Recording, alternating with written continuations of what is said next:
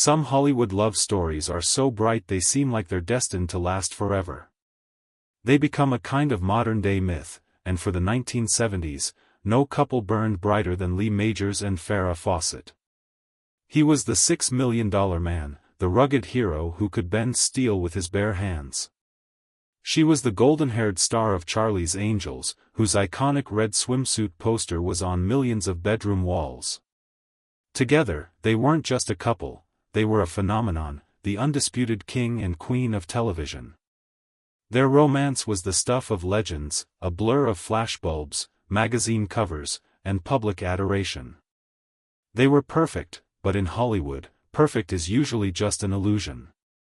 Their fairy tale marriage, celebrated and envied by everyone, eventually crumbled under the weight of fame, ambition, and heartbreak. Their divorce became a public spectacle, a cautionary tale about what the spotlight can do. For decades, the world just assumed that Farrah Fawcett was the great, unresolved love of Lee Majors' life. His interviews were always full of affection and a kind of quiet regret. He loved her, and he always would.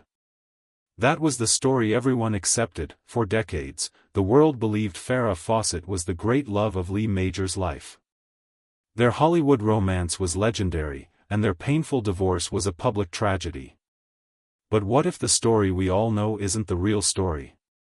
After more than 40 years, the truth about who Lee Majors considers his one true love has become clear, and the answer changes everything you thought you knew about the $6 million man. So, who is the woman who truly captured his heart? To really get the weight of Lee Majors' story, we have to go back to when he and Farrah Fawcett ruled the world. It was 1968. Lee Majors, born Harvey Lee Yeary, had already started making a name for himself. After a tough childhood where he was orphaned before he was even 2, he poured his energy into sports and then, with a mix of luck and charisma, into acting. By the late 60s, he was starring in the hit western The Big Valley, a rugged face on TVs across America. Farrah Fawcett was a different kind of star about to be born. A stunning beauty from Texas with a killer smile, she came to Hollywood and immediately got noticed. Their publicist actually set them up, a classic Hollywood move. Lee, playing it cool, left a message for Farrah telling her he'd be picking her up for dinner. Farrah later admitted she thought he sounded arrogant, but the second he showed up at her door, all her doubts vanished. "I melted into 1,000 pieces," she told People magazine. For both of them, it was instant. "It was love at first sight, I guess," she said. Their courtship was a whirlwind romance. They were young, gorgeous, and ambitious. Lee was the established star, a rock of stability. Farrah was the blossoming starlet, full of potential. They got married on July 28, 1973, in a lavish garden ceremony at the Hotel Bel Air. It was less a private wedding and more a coronation. They were officially Hollywood royalty. In the years that followed, their careers exploded. In 1974, Lee Majors became Colonel Steve Austin in The $6 Million Man. The show was a cultural phenomenon and made him a global icon. But just as his fame was peaking, his wife's was about to rocket past his. In 1976, Farrah was cast in Charlie's Angels. That same year, a poster of her in a simple red one-piece swimsuit came out. The image became a cultural landmark, a symbol of 70s glamour that sold over 12 million copies. It's been said that Lee Majors himself helped pick the final photo. When Charlie's Angels premiered, Farrah became one of the most famous women on the planet. The press called them the golden couple, and it looked like they had it all. But as Majors later recalled about the constant attention, it was hard to get around. They were the American dream come to life. He was the bionic man, she was the angel, and their love story was the script everyone wanted to believe. But behind the perfect smiles, the foundation of their perfect life was cracking, and the very fame that defined them was about to tear them apart. When you're put on a pedestal, there's nowhere to go but down. For Lee and Farrah, the pressure that came with their insane level of fame started to crush their marriage. The perfect picture they showed the world was hiding a much more complicated reality of clashing careers and grueling schedules. At the heart of it was a simple, brutal fact: they were both stars of massively successful TV shows. Majors was putting in 14-hour days on the $6 Million Man, and Fawcett was dealing with the whirlwind of Charlie's Angels. The time they had for each other shrank to almost nothing. Majors later admitted, "There was a year or so when I think I saw her 2 weeks in 1 year. It's very difficult with careers like that. This business is tough." Their life together became a series of missed connections, like two ships passing in the night, but the distance was more than just physical. When they got married, Lee was the bigger star, the provider. Farrah herself said she was a different person back then. "When Lee married me, he married a very compliant person who just wanted to cook his meals, clean his house and be dependent," she explained in 1979. Charlie's Angels changed all that. Farrah was no longer just Lee Majors' beautiful wife, she was a global icon, a symbol of a new, independent woman. And that changed the dynamic of their relationship. The compliant person she used to be was gone. "I'm not dependent anymore," she said. It wasn't that one person was right and the other was wrong. It was two people growing in different directions under the harsh glare of the spotlight. Lee, raised with more traditional values, reportedly had a hard time with the new dynamic. Reports from that time say he would ask the Charlie's Angels producers to adjust schedules just so they could have dinner together, but Farrah, determined to forge her own path, would refuse, not wanting to seem like her husband was controlling her career. The strain was immense. Friends saw the writing on the wall long before the public did. The easy intimacy they once shared was gone, replaced by tension and long-distance calls that never touched on the real problems. Farrah's co-star, Cheryl Ladd, later hinted at how the fame took a personal toll on Farrah, making it hard for her to hold on to the life she once had. Their story became a classic, painful example of what happens when love has to compete with ambition. The success that made them so fascinating to the world was also the poison slowly killing their marriage. The dream was unraveling, and everyone was about to get a front-row seat. By 1979, they couldn't pretend anymore. The couple that had defined relationship goals for a generation announced they were separating. The news sent shockwaves through Hollywood. It was the end of an era, and the public was morbidly fascinated. The divorce, finalized in 1982, wasn't just a legal split, it was a full-blown media circus. But what made it so much more painful for Lee Majors was that another man was involved, his close friend, Ryan O'Neal. While Majors was away filming, he had asked O'Neal to check in on Farrah. That gesture turned into an affair, a betrayal that added deep personal hurt to a public humiliation. The love of his life was leaving him for a man he thought was his friend, and the whole world was watching. In public, both Lee and Farrah handled the split with a surprising amount of grace. Their statements weren't angry, just incredibly sad. Farrah seemed to know how much pain she was causing, telling reporters, "I feel so bad for Lee. I care about him so much, and he is trying to be understanding and protecting." For his part, Majors was heartbroken. He hadn't just lost his wife. He'd lost his privacy. The end of his marriage was splashed across tabloid covers. Still, even in his pain, his love for Farrah was clear. "I love Farrah and I always will," he said, a line he would repeat for years.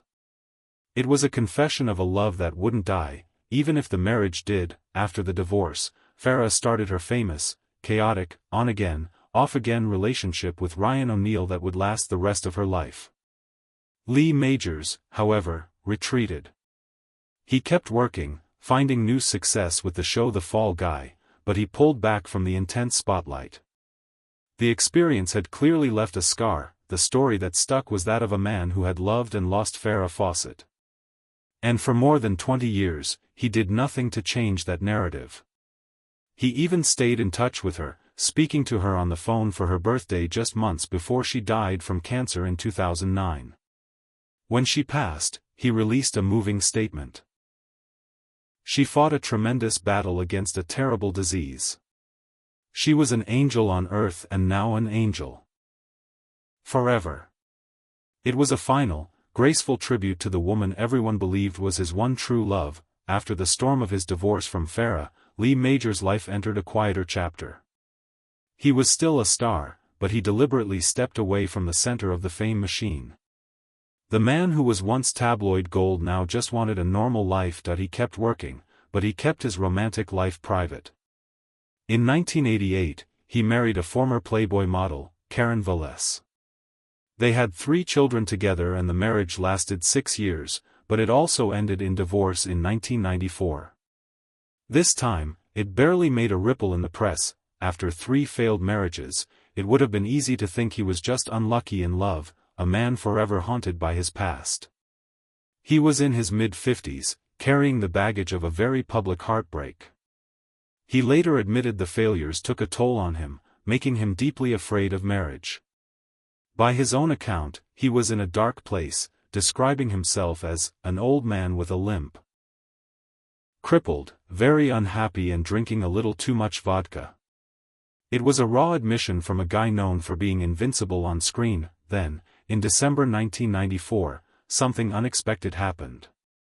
At a dinner party in Florida, he was introduced to a woman named Faith Noel Cross. She was a model and actress, and more than 30 years younger than him.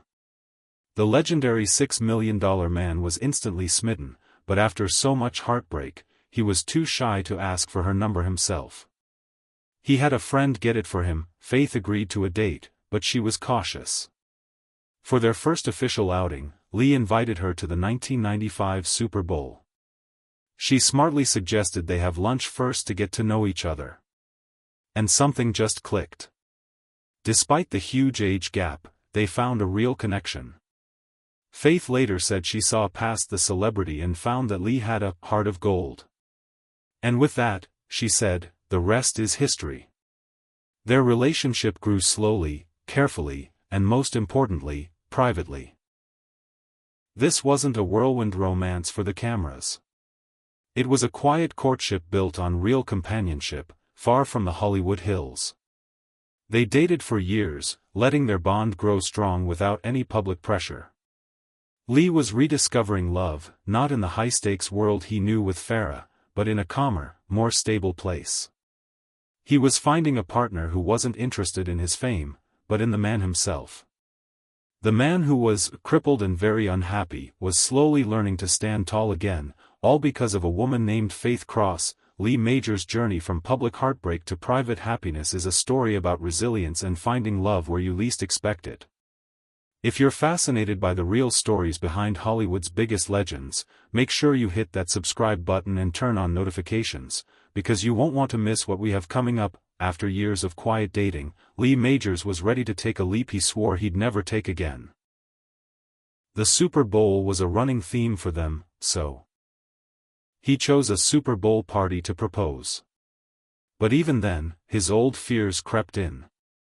He handed Faith a small, ceramic football. When she opened it, she found a 7.5-carat diamond, shaped like a football. She was stunned, and for a second, so was he. He completely forgot to ask the actual question. A friend had to nudge him and say, "Ask her," which prompted him to finally blurt out, "Oh yeah. Will you marry me?" He later confessed how hard that was. "I had to be prompted. But it was a hard question for me to ask. I was very, very afraid of marriage. I'd had 3 that failed," he admitted. But he knew, with total certainty, that Faith was different. Their love wasn't based on fame or glamour. It was real. They tied the knot on November 1, 2002, in a ceremony that was the polar opposite of his wedding to Farrah. Instead of a huge Hollywood party swarmed by paparazzi, they chose an intimate, romantic setting in Positano, Italy. They got married on a hotel balcony as the sun set over the sea. The mayor of Positano officiated. It was a wedding just for them. Their marriage started the most stable and happy chapter of Lee Majors' life. In the years that followed, people close to him saw a huge change. The man who seemed haunted by the past was now just happy. He and Faith built a quiet life together, eventually moving to Houston, Texas, far away from what he called La La Land. The woman by his side wasn't a rival star, but a partner. Faith Majors became the president of his production company, but her main role was his partner in life. She was there with him on red carpets, always supportive, but their life wasn't defined by those events. It was defined by quiet nights and a deep, mutual respect. As their marriage passed the 10, 15, and then 20-year mark, Lee Majors started talking about his wife with a kind of awe. He began calling their marriage a record in Hollywood. This wasn't the sad, regretful affection he had for Farrah. This was different. This was gratitude. It was a deep, abiding love for the woman who, as he put it, turned his life around. He gives her the credit for saving him. The realization suddenly came to me that Faith had done more for me in the time I've known her than anybody ever did, he said. She transformed me into standing up straight and proud. The world saw him as the tough $6 million man. But here he was, in his 80s, admitting that his real strength came from the woman beside him. This wasn't a loud confession, but a quiet truth that had been building for decades, slowly emerging from the shadow of his past. The world thought it knew his great love story, but it was looking in the wrong direction. So what was it about Faith Majors that finally brought peace to Lee Majors?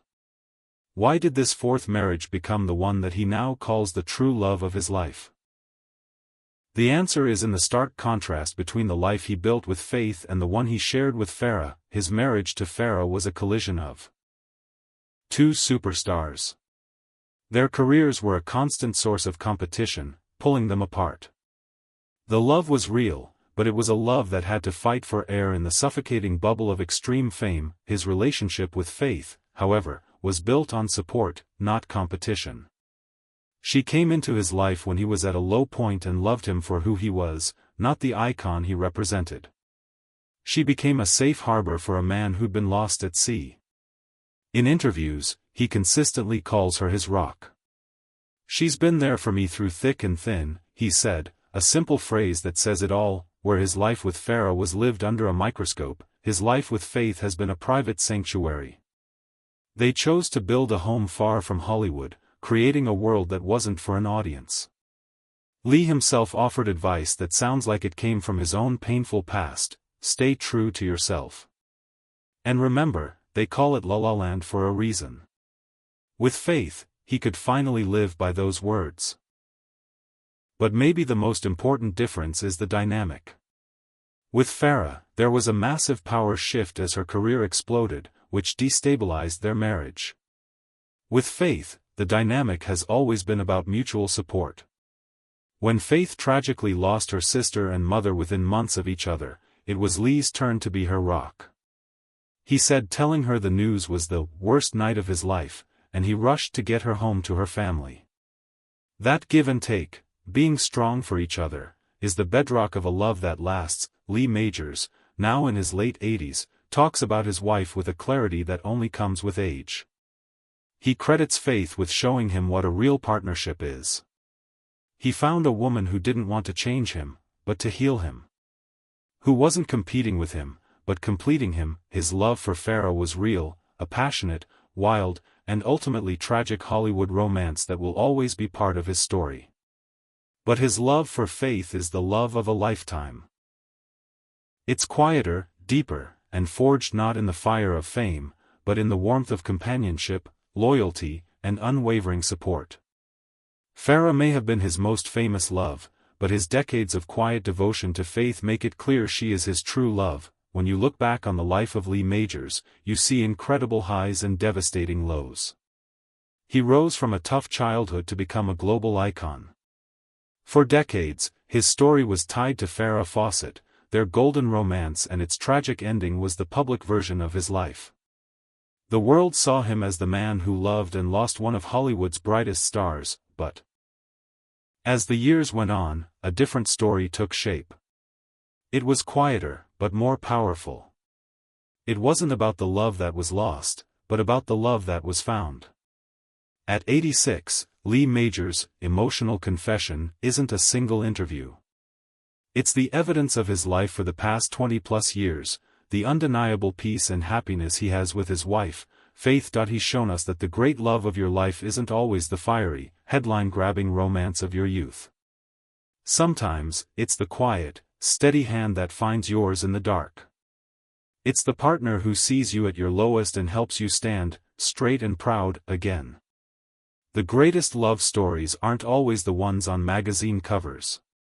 They're the ones lived day by day, year after year, with loyalty and support. The $6 Million Man, the hero who could beat any enemy, found his greatest strength not in bionic parts or daring stunts, but in the love of a woman who saw the man behind the myth.